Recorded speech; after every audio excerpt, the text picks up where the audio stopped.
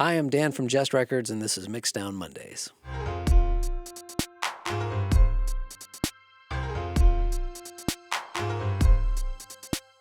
Last week we talked about compression. This week we're going to talk about gating. Perhaps by now you've seen that meme. To gate a signal means to use a dynamic threshold to set what signal can pass or not. In other words, we set the threshold to mute the signal unless that audio passes a specific decibel level. A gate can be very helpful in preventing unwanted audio from being processed and heard in your mix, like the space or air between vocal takes. Drums like kick or snare, preventing or cutting out mic bleed from other microphones. And the guitar or bass, which could have amp noise or that 60 cycle hum that you want to just cut out before it gets processed in your mix. This is how your mix can benefit from using a gate. Let's see that in action, shall we? Okay, in our session today, we have Andrea Schaertel's Break Me. And we got the drums pulled up here because there happens to be a gate right here on the snare. I'm going to give a little playback so we can hear what that gate is actually doing. You know my heart hasn't broken lately, so it's pride.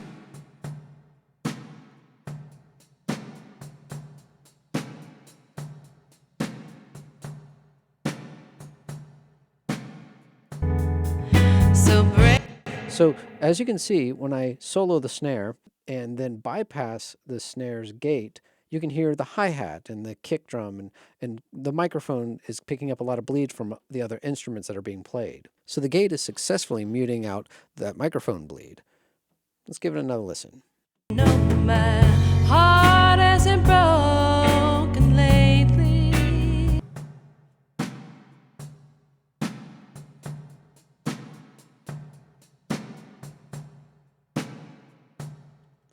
Let's see what happens if I set the threshold too high.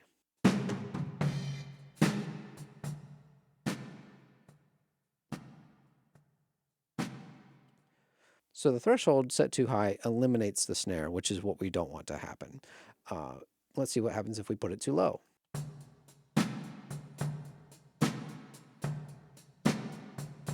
Well, it's not really gating out anything at that point. So we just want to find that right balance of the threshold where we're hitting the snare, getting the ghost notes, but eliminating some of the background like the hi-hat and the kick.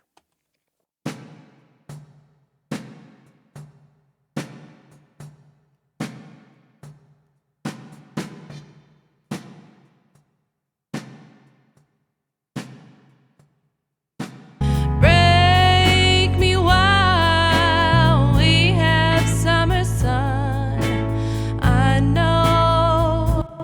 There we go. That's not too bad at all. As always, I hope this has been helpful, and thank you for watching Mixdown Mondays.